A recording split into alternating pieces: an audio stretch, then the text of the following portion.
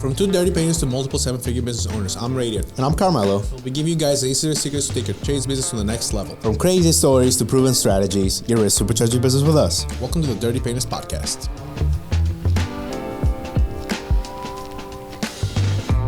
In today's episode, we will be talking about why your painting business should be on Instagram in 2024.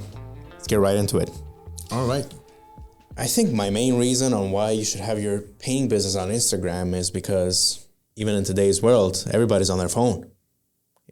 Even our parents' generation is on their phone. Yeah, it's Instagram too. Shit, my dad has Instagram. Fucking hell, how? So I'm surprised you could do that. I think today's world, Instagram pages, they really serve as a storefront. They when you go into a store and you look at things, you look at the windows, the showcase and all that. I think that's how it works with social media. It's a great place where you can showcase what your business is all about. And I think it's a good thing we jumped on the ship before it started blowing up like it has the past few years, back in 2018, 19, yeah, when we started posting a lot because we were one of the first ones. But it's not late. Yeah. It's never late. It's never late because there's new opportunities. There's new stores opening up every day, new restaurants. They still, if they're good, they're going to be busy. It's the same with your social media page. If you're good, post good quality content, you're going to grow. The opportunity, I think it's still pretty new. I think it's, I know we started about 6 years ago, but I think it's still pretty fresh, and it's still a great tool for your business, and it's worth investing, especially social media. With Facebook, we don't care as much, but social, like Instagram, is our bread and butter pretty much. I think it's a great way where you can showcase your business. And we'll give you guys a little bit of why we started doing social media. Literally, the only reason we did it was just we're like, okay, we have a Facebook page, we have a LinkedIn page, we have a Google page. Let's do an Instagram page. And then for the first few months, I didn't post anything. And then at the time, I was working with a supplement company, and they were like, oh, look, we're going to do some content with you to promote this supplement, and we're going to run ads. I was like, what? You can run ads? That's when, because remember, Instagram had no ads at all. There was no paid ads on Instagram. It was just a photo sharing app. No ads, nothing. And the more the platform grew, then they started introducing paid ads. And then they were just very, very brand new at the time, people running sponsored content and all that on the page. So I saw how they did it for the supplements and stuff. And I was like, I'm curious, what if I did an ad for painting? And then I remember I ran my first ad, I put $20. It was me spraying a garage door. And that thing blew up like crazy. It got I think 3,000 likes. It was people commenting, all the garage doors look awesome. People were hitting us up. So I was like, wow, this is nice. I can get people from Instagram, which was unheard of, at least in the Michigan market at the time. People were like, yeah, no way you can get work from Instagram. And then, I kept spending money. My next ad, remember me spraying that blue house? I did a time lapse of that. I was spraying the blue house in Royal Oak. I was looking pretty jacked in that video too. So I was like, oh, that's nice. Let me boost it. And next thing you know, we're getting exterior leads. And then we're really starting understanding the potential of social media ads when we start doing cabinets. Once we start posting, us spraying a vanity or an island, the doors, then we really started getting traction and our following started growing. I remember we had 3,000 followers and we're cranking out leads like crazy from Instagram. All our business was Instagram. That's how the journey pretty much. The first year, it was just experimenting, just trying to see what works. And again, I remember at the time, Instagram was very heavily just on pictures. So we post befores and afters, we would drive some traffic. No Facebook ads at all at the time, just Instagram, just boosting posts, just bringing traffic in our page to showcase our work. Then the more money we start making out of it, I was like, okay, we are on to something right here. I'm like, we can really support this business just from spending money on Instagram. And then we start getting better with our content. We start posting more frequent. We start posting more things about our process, the primers we use. We start getting more analytical and more specific on our processes. because we're getting feedback from customers. It would be like, oh, we love the befores and afters, or we love the spray videos, or we love how you guys talk about the primers that you use and the products that you use. So I was like, my target audience is giving me feedback when we go to this estimates. Like, or my favorite thing to hear is like, oh, we found you guys on Instagram. I was like, oh, that's like music to my ears. Every time they would say that, the more I would get reassured that what I was doing, because I didn't learn this from anybody, that it was working. And the more people that we were doing work for, there were social media leads. So that's when we really start cranking out, like, okay, I'm going to post every day. I'll post befores and afters. I started doing videos. And at the time, there was no reels too. So like your videos will be posting like in the horizontal format. So that's pretty much all I was posting. I remember every day, my main goal is to like grab at least 3 pieces of content that looked cool so I can post them on my page and then drive traffic. And I was not spending a lot of money at the time. I was spending like, I don't know, not even $500 a month, like very small ad spend. But again, $500 a month 6 years ago, it was way, you got you the way, results you were getting. It got you way more engagement, way more views than what $500 gets you now. Like Gunter told us earlier, Meta last year spent $300 billion in advertising revenue they got in, versus like TikTok only 50 billion. So like you see how many people are bidding and competing in the ad space with Meta, Instagram, Facebook, because it's like a bidding war. It's an auction. The highest bidder will get the more views. That's how Meta advertising, Instagram advertising works. The highest bidders, they'll be top priority. It's the same with Sherwin Williams. The guy who spends the more money with Sherwin Williams will get the best deals. And that's how advertising works. Back there was, it was a little bit easier to get more attention, even if your stuff sucked, because it was so cheap to advertise. Now, it's more expensive. And if your stuff sucks, you're going to bleed money. That's why you have to make sure your stuff is good and you're getting the best bang for your buck when you're advertising. Back then, I was not as good as I am now, but I was still getting results because of how cheap it was. And I would just, we would have a good month, I would just put more money in it. Because I kind of like the chase. I'm like, oh, look how many more leads we're getting. Look how many more views. Look how many more local followers. People are talking about us. People are saying they're finding us on Instagram. So I kind of got hooked on that. And I was like, okay, I'm going to put more money. And then at the time, I didn't really focus on improving my creatives, making my ads better. I would just boost a post of us spraying and doing it before and after. So that was stage one.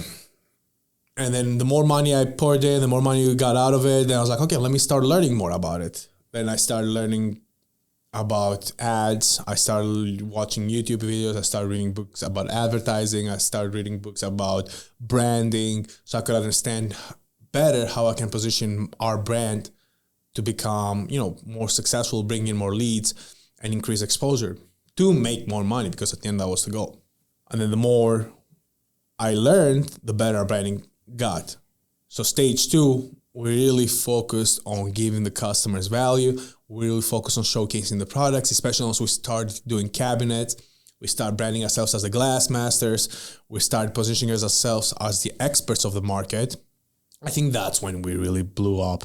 And that's when I really got down the paid traffic, converting to leads, converting to customers down. When I realized, okay, the better I make my content, the cheaper my advertising will be, the more customers will trust me, the more leads I'll get, the more of those leads I go sell, they'll turn into paid customers.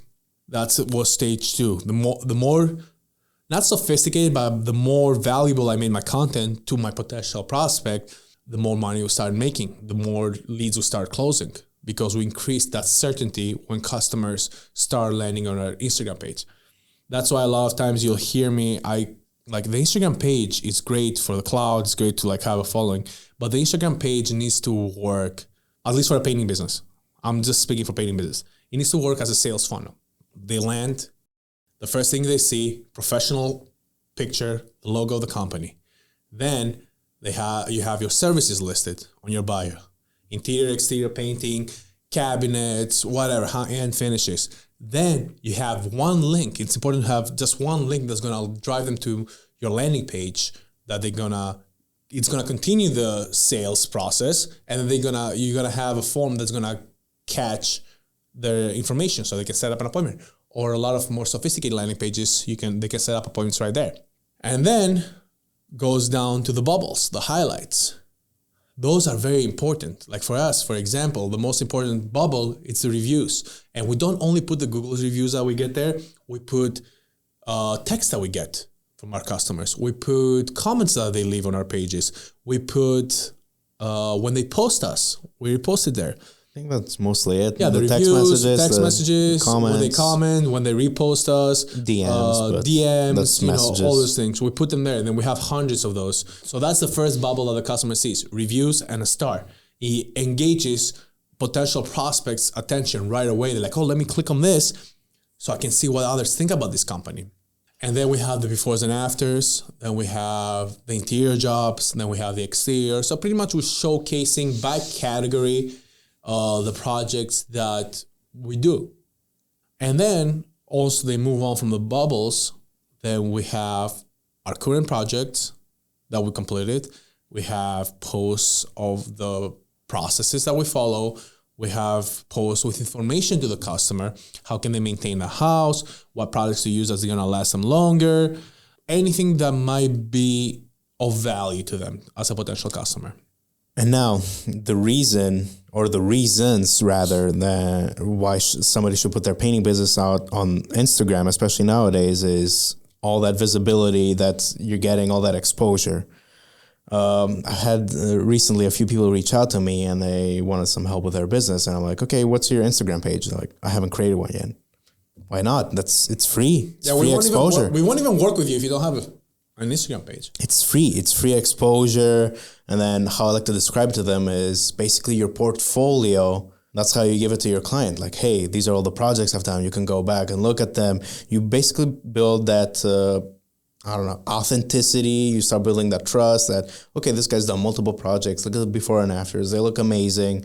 He has reviews here. He has both exterior, interior, and cabinet projects. So I want either of those done. I can call him, or I'll keep watching his content. And when the time comes, I'll follow him. And when I'm ready, I'll hire him. But that's basically what it is. That's how I like to describe your Instagram page. It's basically a portfolio that you can show to your clients without even like giving them like a binder or sending them a PDF file. They can just go on their own, scroll, Correct. Click whatever they want, click whatever project they have going on. They can see like, okay, I want my exterior done. Let me click on the exterior bubble. How do they do it?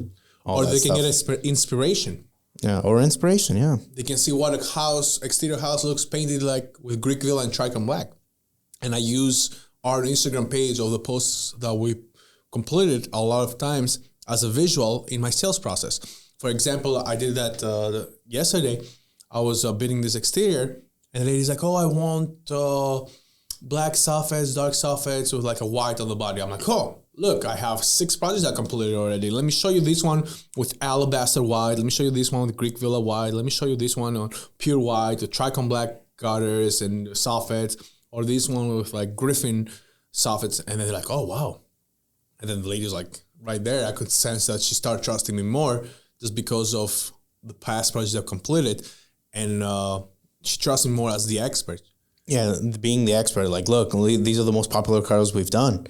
So you're active, you're doing all these colors, you have your data. Like, yeah, we've done mostly this color and this color. This is the combination. Which one would you like to see on your house? You position yourself as the expert there with your Instagram page. Also, it's also a good tool because they're like, I'm thinking about doing this color. And then right away you can be like, oh, boom. Let me pull on my phone. Let me show you this one we did on our Instagram page. And you go through it, you find it, and you're like, look, right there, I did this. I've done this before. And like, oh, that looks so nice. It's not like it's going to close a job, but it improves the certainty, increases the closing ratio because like, oh, this guy has done it. And then they look and then they look at how many projects you've done. Like, okay, this guy actually walks the talk. It's a very important tool, even on your sales process. And then using it while you're there with the customers because it's like a reference. So you can go back, hey, I've done this. I did this successfully and I'm still here. And they're like, okay, this is my guy. He knows his colors. He's done this before. He has good recommendations.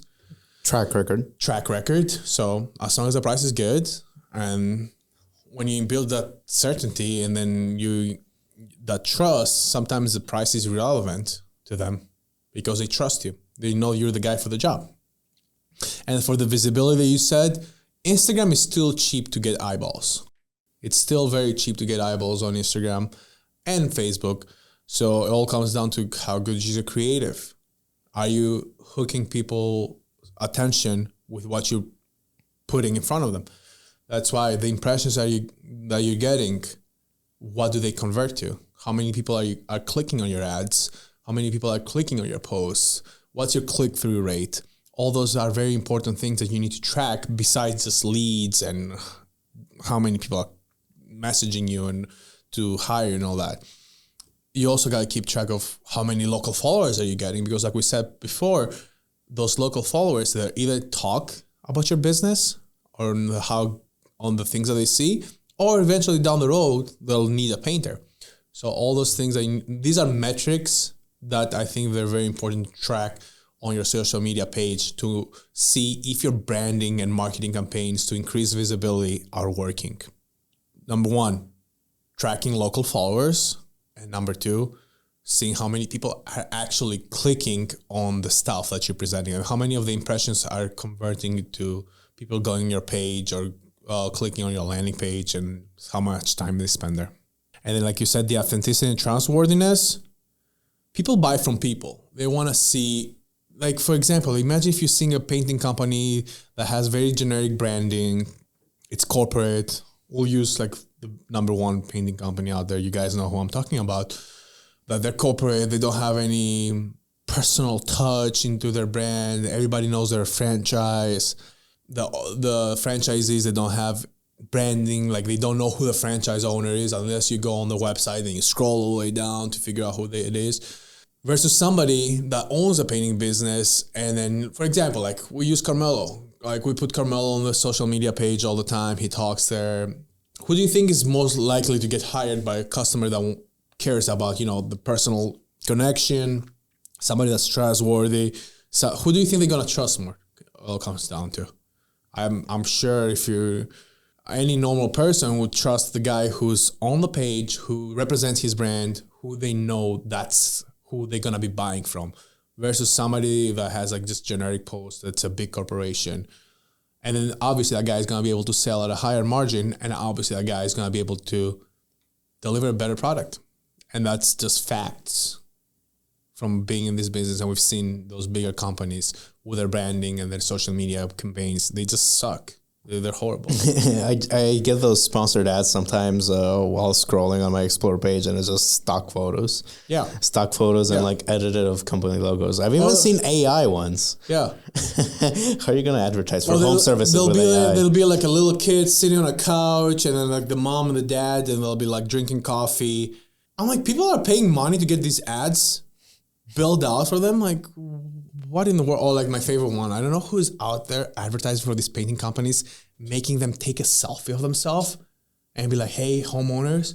And then just the face and just from a down angle. I'm like, what the heck is this? Which marketing agency out there? And I'm sure it's a marketing agency because I see a lot of these painting companies do the same thing. They're running these ads. And they're not all in Florida. They're like all over the country. So they're not even targeting the right audience. I'm getting their ads and I live in Florida. So it's like those things, like you have to advertise with purpose. Each ad, each post, when you deliver it to a cold audience, needs to have a purpose. You can't just put yourself there with a selfie and then just expect to get leads. That's why I was reading this study yesterday.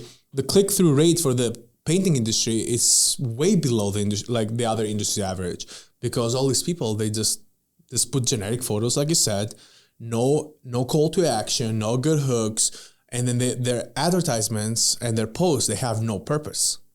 People just scroll by, because we on average see anywhere from 500 to 1,000 advertisements a day in today's society. So we are trained and conditioned to just like skip.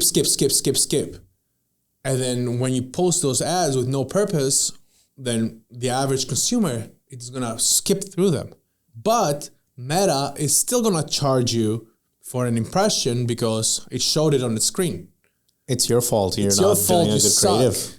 and you put your selfie there, that people just skip right by it. I mean, you're scrolling down, you see somebody's face that you don't know. What are you gonna do? What the fuck is this guy? What Showing do? up. He's like, hey, the last one I saw, hey, Long Island homeowners. I'm like, dude, first of all, I'm not even in fucking Long Island.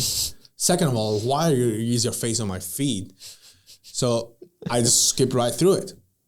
So that's I'm like, advertise with purpose. For example, when we run a cabinet ad, it's gonna be geared towards people who are interested in getting their cabinets painted. Or when we run an exterior ad, it's gonna be the same thing. Each post has a unique purpose.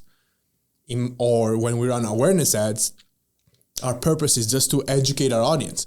For example, one of my favorite ads to run is, hey, these are 3 things that can go wrong if you choose the wrong painter for painting your cabinets. Or the other one that I do is, before you get your cabinets painted, make sure you read this post. And I have all the things that can go wrong of getting your cabinets painted the wrong way, wrong materials, all the whole shebang. Boom, right there. And I'm not expecting any results from that ad. The only thing I'm gonna track is how many impressions I got and what my click-through rate is, how many people it drove to my page. Which a lot of times, like for example, right now we're strictly running awareness ads because our pipeline is so filled with jobs. So like we cannot handle any more leads. We're just selling so high. We cannot handle any more work unless we can add 3-4 more crews. So we're just running the awareness ad to stay relevant in the marketplace, but also add value to our potential prospects, because 6 months down the road, we're not going to be saying the same thing. We'll need leads, but we're already conditioning our audience by showing them our ads like, hey, here's value. Boom. I don't want anything from you, but read this. It might help you down the road when you decide to paint your exterior, interior, or cabinets. So that's for the awareness. Then we get to leads. I mean, nothing is better. I just started a new marketing campaign in New Jersey and Philadelphia, and I got leads the first few hours with only like $10 spent. So if you need leads, social media is a great way to start cranking out leads immediately. You put money in, you have a good ad, good creative, good call to action.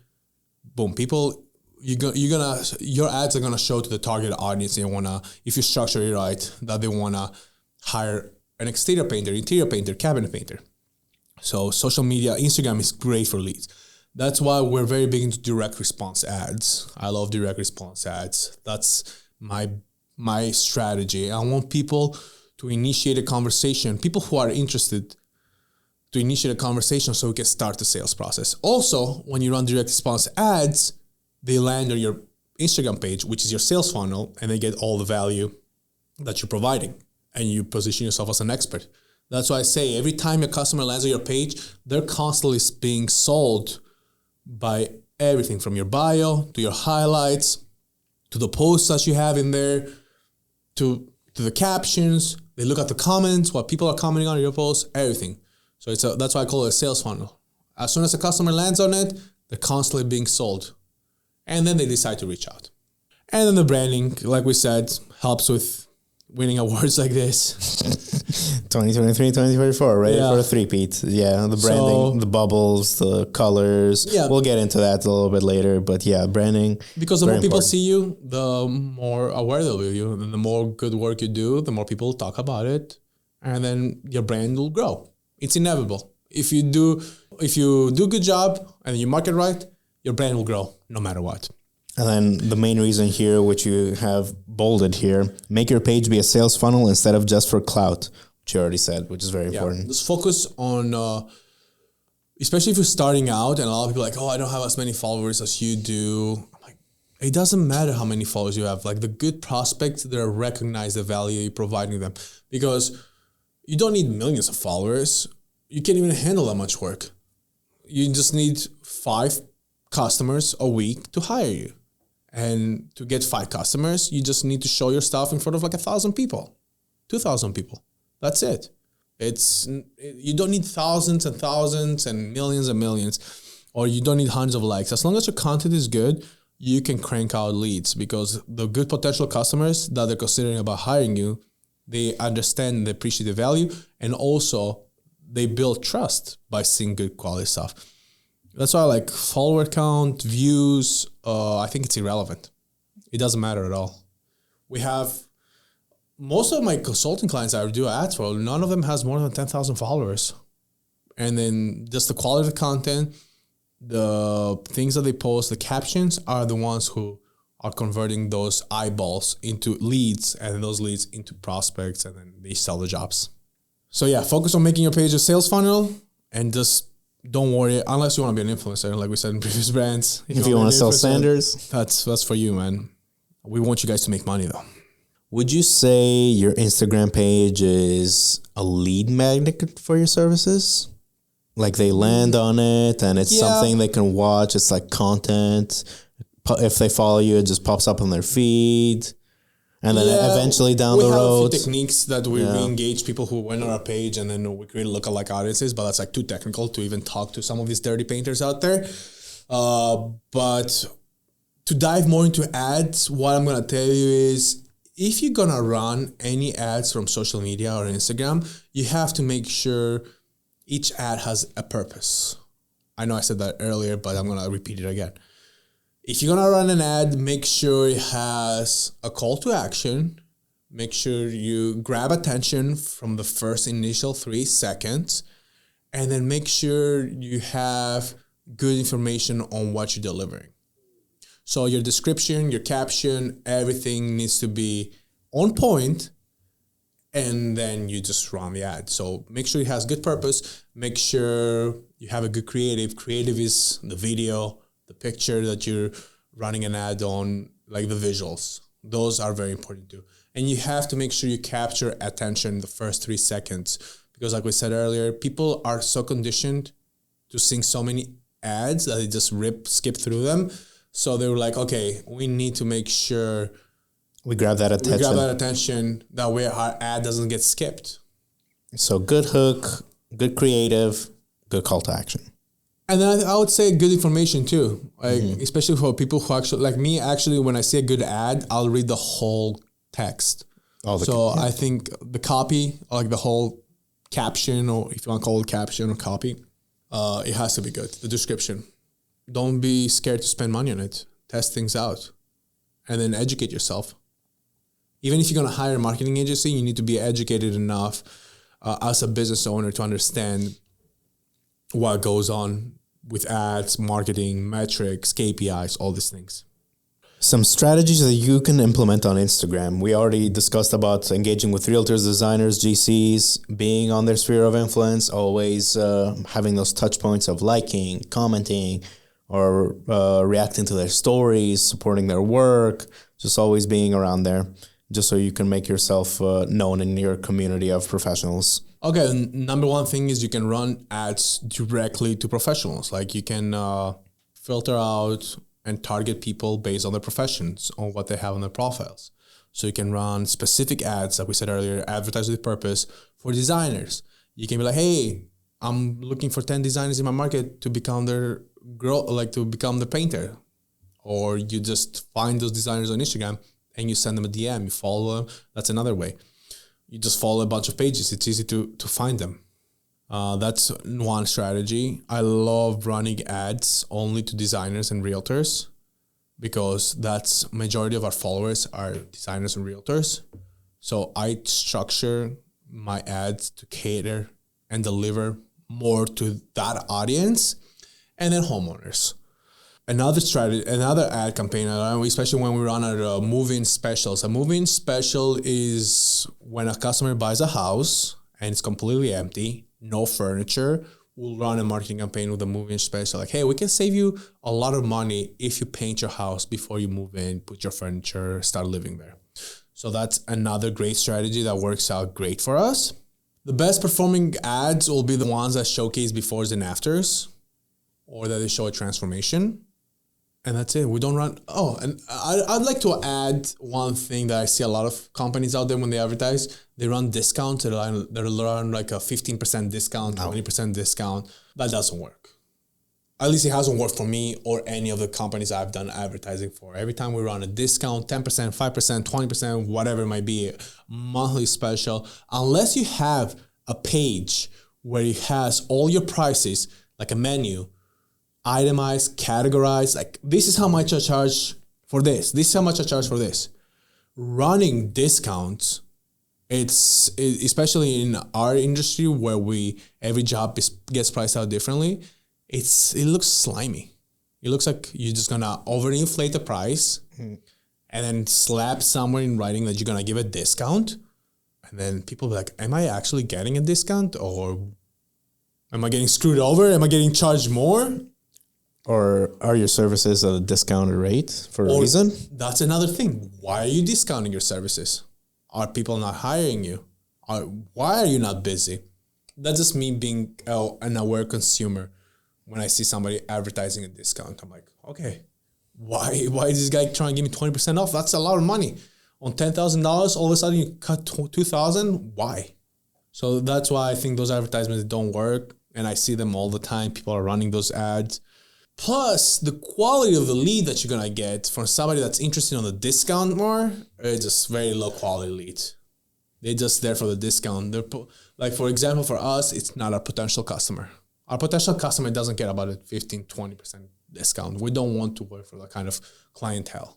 Because if you think about it, if you want to run a healthy operation and operate at a 40, 50% profit margin and you're already taking 15 to 20% out, then how are you running a healthy organization? Yeah, exactly. Are you struggling that much to get work? That's a red flag. And in your organization, you're going to start bleeding money if you're giving all these discounts out. The only thing that we give is actually do give $500 discount for military. And that's it. We don't do any other discounts.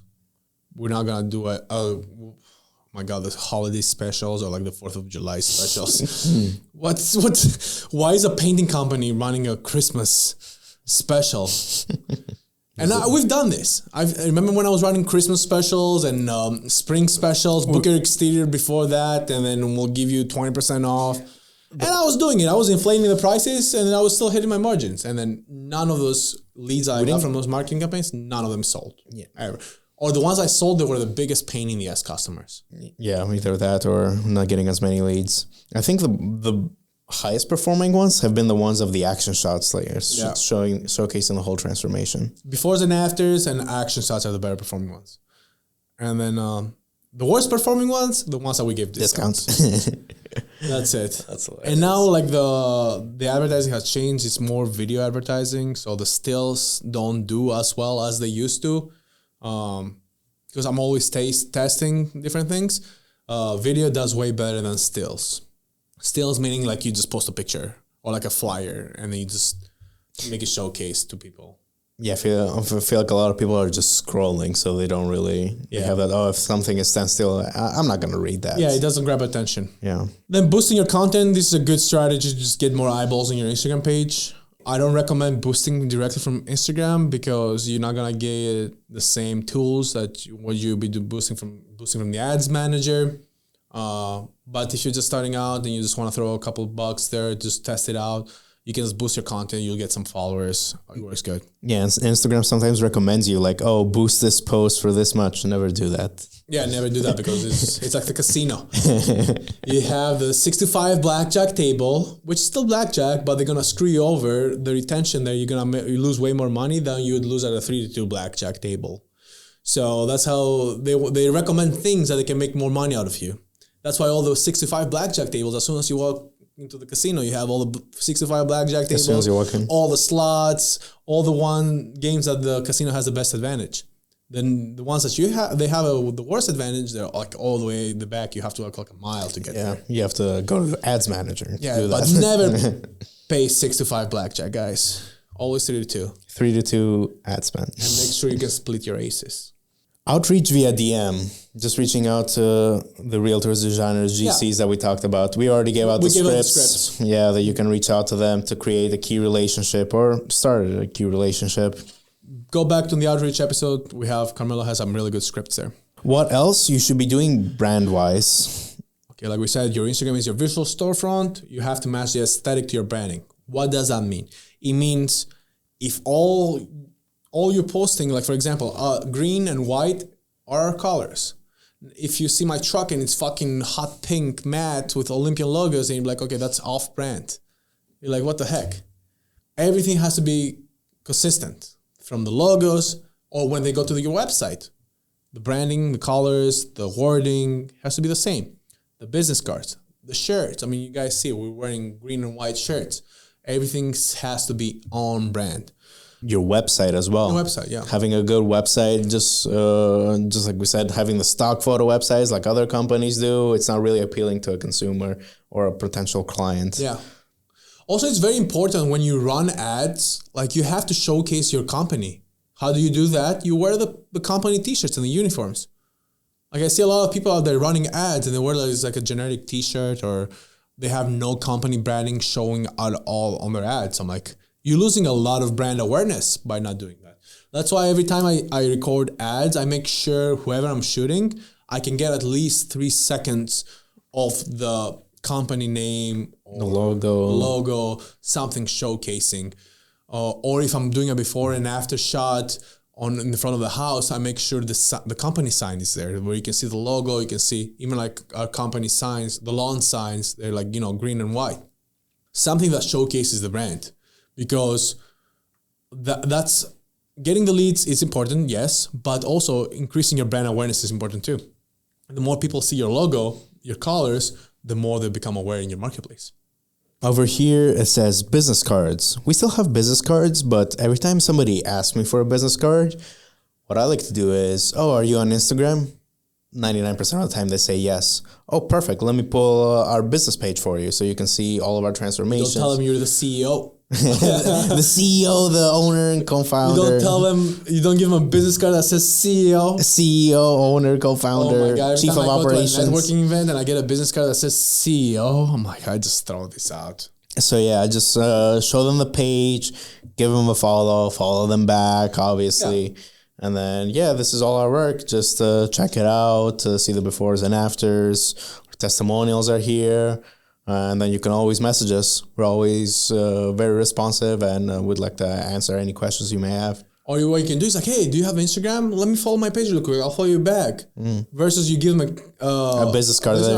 Like me, every business card I get, I just throw it out. I'll be honest with you guys. I don't care who it is. It might be a fucking billionaire. You give me a business card, I'll probably throw it out or I'll lose it. Or versus, hey, let me follow you on Instagram really quick. And then that way you have a way to like maybe re-engage them. Like let's say you met a GC at a networking event versus exchanging business cards, follow each other on Instagram, and then 2 days go by, shoot them a DM, like, hey man, how's it going? Any cool projects coming up? I don't know. He gave the scripts out. You guys can go read them, how we re-engage those kind of key relations that we make when we meet people out. It's better to just, hey, let me follow my page really quick. I'll follow you back, or let's follow each other on Instagram or business pages. That way you have an open door to communicate with them. Versus if you just give them a business card, the chances are they'll probably throw it out, number one. And the chances are they'll probably forget about you. And third, they'll just never text you. Yeah. Imagine just giving somebody a business card and then a few days after you just get this text from this number, not a contact save, nothing. Whereas if you get the page and you DM him, you have your branding, the name, the page, so what they're all about, instead of just having a phone number that you haven't saved reaching out to you. Plus, it's way different. Plus, even they don't reach out, now you're in the sphere of visibility of their own. Like they see what you do. They're like, oh, these guys are actually legit. They're a legit painting company. They did a good project. And then you increase the certainty versus just like texting my, oh man, it was so nice networking with you and let's grab coffee. You're like, who is this? I met like 20, 30 people like this. Yeah, who are you? Exactly. So business cards are, in my opinion, are kind of outdated. Yeah. We still have some, but I don't even know where they are. I have a few, but I rarely give them out. Yeah. They have if never somebody worked. older that they don't have social media and stuff, like, yes, lady, here's a business card. Let me dig it out. Me personally, I don't think I've ever gotten a lead from just handing out a business card. Never. Or remember when I was in the very beginning stage of the business, when I would go to this networking events and like the Chamber of Commerce and all that, and I would be handing out business cards like crazy. Like they're free samples. Yeah, like, I was handing them out like I was handing them out money or something. I never got any leads. Never. And all the people that I got their business cards and I add them on a follow-up sequence just because I was looking for work, never got any job from them. Just because I'm sure they're like, okay, this guy, and I was younger then too. Like, okay, this guy probably sucks. He just started in the business. He's probably gonna fuck up the job. Never got any job like that. And then I never gave any work to somebody that came up to me like that too. Like, how many times we have people that they try to connect with us and network, like, yeah, let's be referral partners and all that. And then they just come and give us a business card. I'm like, okay. No, whatever. I'm like, I literally tell people right in their face, I'm like, guys, I'll throw it out. I'll literally throw it out. Don't give me your business card. Just follow me on Instagram. And if you do good work, then I'll refer you. Otherwise, I don't want to grab coffee. I don't want to go get lunch. If it's legit and, you know, I'll check your work on your Instagram. If you're legit, then we can discuss a further, you know, working together. But if you're just going to be annoying and try to force your business card down my throat, I'm like, I'm good. I'll pass. Especially now that we're a little bit more established and we do good for ourselves. We get people all the time. So like, yeah, man, let's network together. Let's go get lunch. Let's go get coffee and let's help each other. I'm like, bro, first of all, my business doesn't need any help. Thank you. Where's your business page? What do you do? How can you bring value to my customers? Why should I refer you to my customers? Because my customers are my biggest responsibility and my top priority. Why should I refer you to my customers? Where are your receipts? Where's your proof? You reach out to me and I go to your Instagram page and it's you, I don't know, it's you at the gym and you driving a car and random posts. Like, how can I refer you to my customer? No, a few people come to mind when you said that. Oh, showcasing the watch. Yeah, I'm like, bro, how am I gonna refer you to my customer? Like, you have nothing about your business. So those are the things that you need to work on first before you can ask for referrals. Your logo and colors, another crucial point. You already mentioned that earlier. Yeah. Like we have the green and white and our logo. That's our profile picture on the business page. Yeah. Work trucks or the vans. Getting them wrapped or having the logos at least around in some of them. We have full wraps in some of our vans. On some of them, because they're white or green or black even, we just put the logos on the sides, the front, and then the tailgate in the back. It's very important to... I was even going to do logos on the Aston Martin, but Carmel was like, let's keep this car without logos. No. But it's important to have your branding visible anywhere you can because people see it. And then how many times people are like, oh, we see your trucks all the time. We see your vans all the time. We can't really track how many leads we get from that, but it's the visibility. It's the awareness. Because not everything comes down to how many leads you can get. Because people talk. That's the thing. We've gotten recognized going out. Like, oh, Olympian Painting, you guys work for them? We're like, we're the owners. But yeah, I love what you do with a page. Or like the guy with at the gym that you said, he saw your truck and then he messaged us for cabinets. He saw you at the gym. I mean, I can't really be like, oh, that's a lead. I'm like, anyways, anything else you'd like to add? No, I think that's pretty much it. If you haven't started an Instagram page yet, why? Yeah. It's literally free. It's free. Your content is free. You don't even have to spend any money. And you can start following people right away, doing outreach. I would recommend having at least 30 posts. Mm-hmm. Like before you start boosting running ads, trying to bring traffic to your page. Or doing outreach. Because if you have one post and then you start doing outreach, I'll think you're a bot or fake or something. Yeah. And also build up your content bank a little bit so you can have those 30 consecutive days of posting. Yeah. Because Instagram, new pages, they tend to try to kick them up the algorithm a little bit just to help build their following. And especially try to put locations in some of your posts. Mm-hmm. So that way you can target your local audience and you're not 3 states over. Yeah. Because that's not going to help you. And also you start getting to paid ads, you can really focus down to the neighborhoods.